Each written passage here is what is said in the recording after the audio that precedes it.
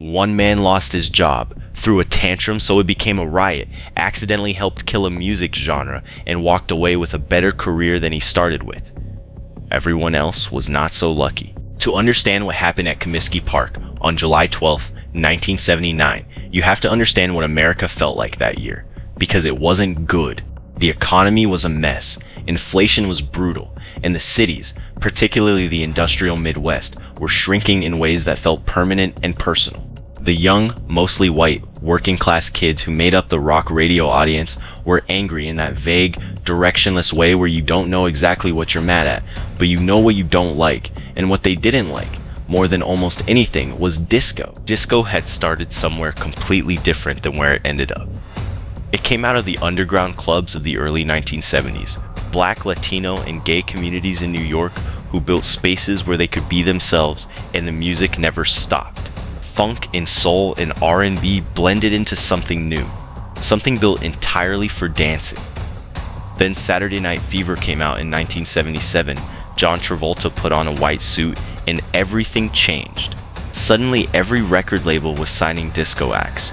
Every bar was installing a dance floor, and a genre created by people on the margins of society was the single most commercially dominant music in the United States.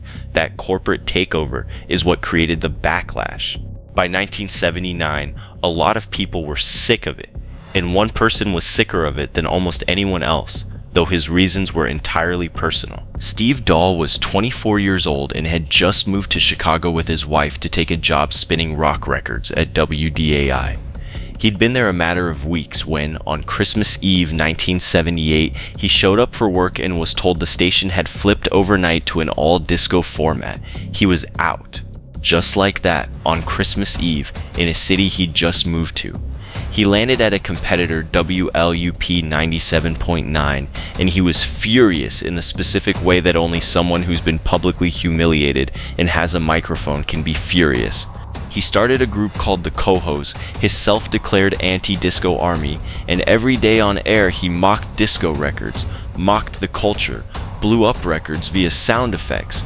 He wrote and recorded an anti-disco parody of Rod Stewart's "Do Ya Think I'm Sexy?" and it charted. His audience exploded.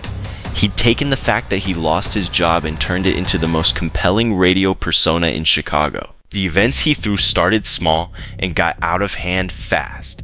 Police were called to multiple Cohos events before Disco Demolition Night even existed.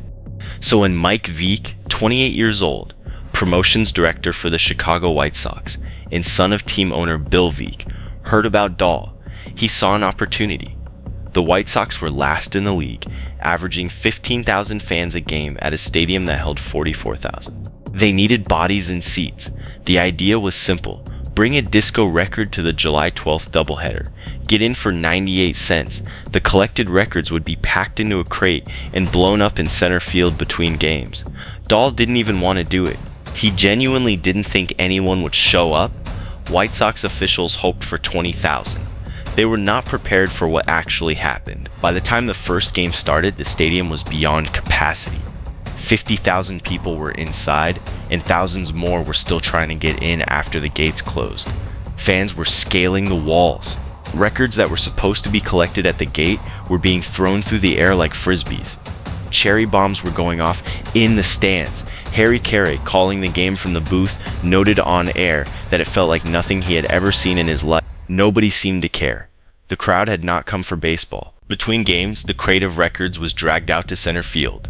Dahl came out in a military combat jacket and a helmet, grabbed a microphone, and worked the crowd. 50,000 people were chanting "Disco sucks" in unison. He declared it the world's largest anti-disco rally. Then he triggered the explosives. The crate detonated. A crater opened up in the grass. Flames shot into the air. Shards of vinyl rained down across the field. And before anyone could do anything about it, 5,000 to 7,000 people had jumped out of the stands and were running onto the field. Foul poles were climbed. Bonfires were lit. The batting cage was destroyed. Bases were pulled up and stolen. Bill Veek himself walked out with a microphone and tried to reason with thousands of rioting fans, which did not work. Dahl tried too. Harry Carey pleaded from the booth. Nobody left. Riot police in tactical gear finally cleared the field after 40 minutes. 39 people were arrested. The field was declared unplayable.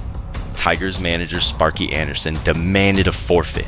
American League President Lee MacPhail agreed, and the White Sox lost Game 2 without throwing a single pitch.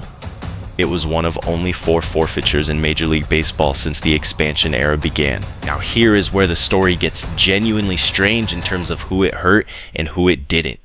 Steve Dahl walked out of Comiskey Park and into a bigger career than he'd ever had. His name was everywhere. The event made him.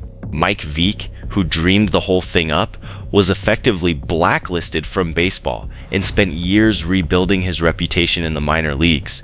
His father, Bill Veeck, took public blame, sold the White Sox 2 years later, and spent his last summer sitting in the bleachers at Wrigley Field, the rival stadium. He died in 1986 and never owned a team again. And then there is the larger question people have been arguing about ever since: what Disco Demolition Night was actually about. Dahl always said it was simple. He lost his job, he was mad, it went further than he intended, that's the whole story. But critics pointed out something hard to ignore. Disco wasn't just a genre, it was a culture built by Black, Latino, and gay communities.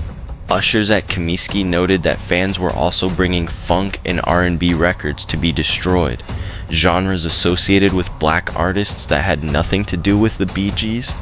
Nile Rodgers of Cheek watched the footage afterward and said it felt to him like a Nazi book burning. That debate has never been fully resolved, and it probably never will be. What is clear is that disco was already declining before that night. The backlash was already building. Disco Demolition Night didn't create the decline, it just gave it one explosive image that history could point to and say, here, this is where it ended, except it didn't end. The DJs who came out of that culture took the music underground, back to the Chicago clubs where something new was being built on top of what disco left behind. They called it house music. From house came techno. From techno came every form of electronic dance music that has defined global pop culture for the past 4 decades. The music that 50,000 people gathered to destroy is currently playing in every club, at every festival, in every pair of headphones on the planet. Steve Dahl blew up a crate of records because he was mad he got fired. 50,000 people showed up because they needed somewhere to put their frustration. A field got torn apart, a game got forfeited, careers got ended, and the genre everyone came to kill is still very much alive. That's the thing about moments that feel like endings, they almost never are. If you want more stories like this, the ones history books skip over, subscribe and turn on notifications. There's a lot more where that came from.